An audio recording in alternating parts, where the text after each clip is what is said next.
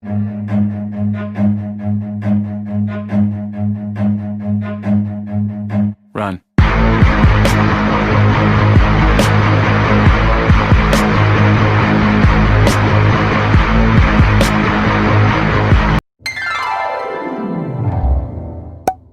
틀딱TV 시청자 여러분, 안녕하십니까?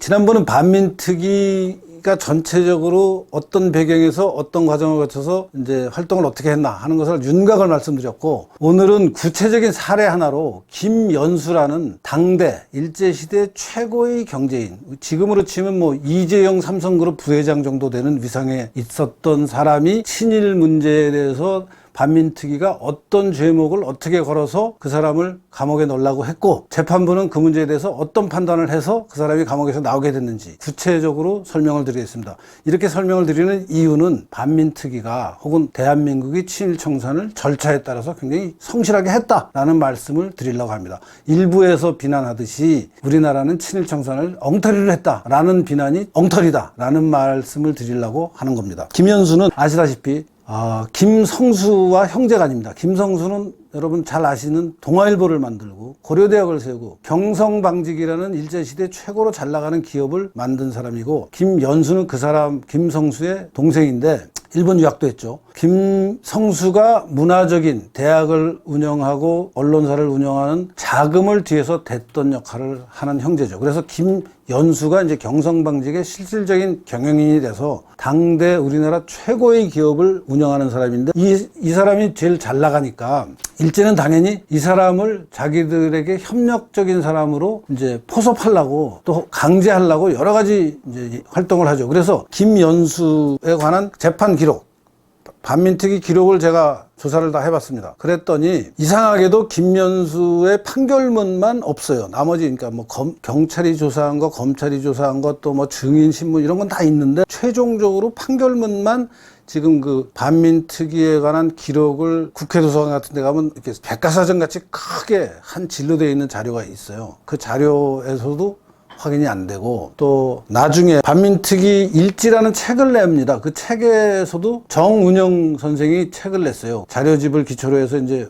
요새 말로 읽기 쉽게 정돈을 해서 4권짜리 책을 냈는데, 그 책에도 김연수의 판결문이 없어요. 그래서 제가 그 판결문을 구하느라고 백방으로 노력해서 1971년에 김연수 기념사업회가 수당 김연수라는 제목의 책을 출판했습니다. 거기에 보면은 김연수의 반민특위 재판부 판결문이 실려 있어요. 그래서 제가 그걸 구해서 정리를 해서 여러분에게 말씀드리는 겁니다. 그 책의 264페이지에서 275페이지에 지금 나오는 얘기가 있습니다. 김연수가 기소된 이유는 6가지입니다. 서기 1921년 3월 일본 경도 제국대학 경제학부를 졸업하고 그 익년 다음 해부터 1945년까지 경성 방직 주식회사, 남만 방직 주식회사, 중앙상공 주식회사 사장을 비롯하여 기타 15개 회사의 중역을 거쳐 조선실업계에 상당한 권위와 존재를 보유한 자로서, 첫 번째, 1933년 0월 0일 불상 경기도 관선도의원에 임명되었고, 경기도의 관선도의원에 임명된 게 일제시대 고위직을 했기 때문에 친일파다라는 공소사실이 하나 있는 거죠.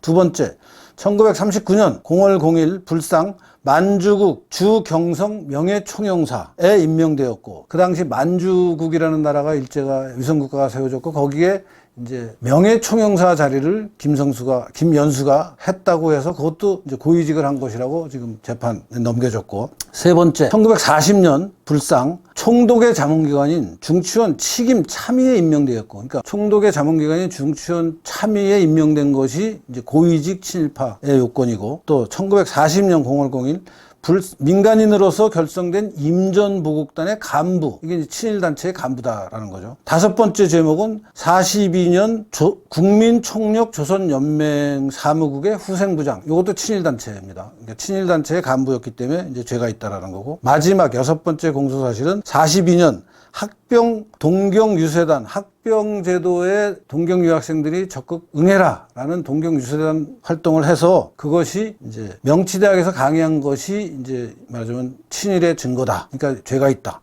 이 6가지 제목으로 김연수를 이제 검찰부가 기소를 했어요. 사실은 이 6가지 제목은 민족문제연구소가 친일인명사전에서 김연수가 친일한 내용하고도 똑같이 일치하는 겁니다. 그러니까 말하자면 지금 민족문제연구소가 김연수가 죄가 있다고 주장하는 부분에 해당되는 내용을 49년 전반부에 그러니까 반민특위 특검이 이미 다 기소를 해서 그 문제에 대해서 이제 재판부가 조사를 합니다. 검찰의 얘기도 듣고 김연수의 얘기도 듣고 증인들 관계, 그 당시는 증인들이 다 살아있는 사람들이죠. 그 사람들을 불러서 다 증인을 듣고 결론을 간단히 얘기하면 이 6가지 제목에 전부 김연수의 적극적인 자기의 의지는 없고 일제 총독부가 강요를 해서 김연수는 어쩔 수 없이 이 직책들을 맡을 수밖에 없는 상황이었던 게 인정이 돼서, 맞으면 직책상으로는 친일한 것이 맞지만 그 직책을 수행함에 있어서 적극적이고 자기 의사가 개입이 된 그런 모습이 아니고 굉장히 수동적이고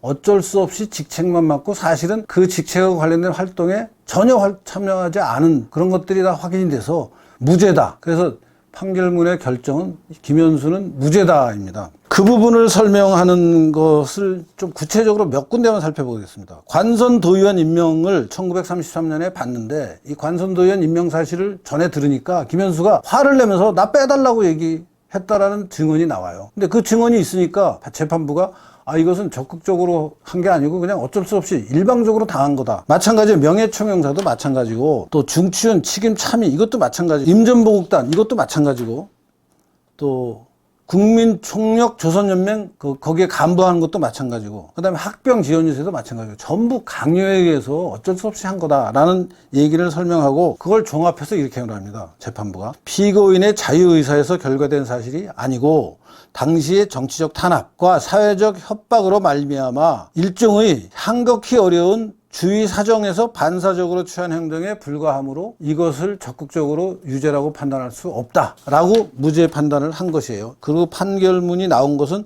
49년 8월 6일입니다. 그러니까 이렇게 이제 우리가 친일 청산 문제를 법을 만들어서 검찰 재판을 다 거쳐서 무죄를 판결을 했어요. 그러면 친일청산이 일단락 된 거죠. 최소한 김연수에 관해서는. 근데 김연수에 관해서만 그런 게 아니라 아까 말씀드렸다시피 688명을 조사했어요. 검찰에 599명을 송치했어요. 영장방부 408명, 체포 305명. 이렇게 조사를 한 결과가 있는데, 그리고 그 기록이 깨끗하게 남아있는데 왜 친일청산이 안 됐다고 하느냐 하는 얘기를 하는 게 저는 이해가 안 됩니다.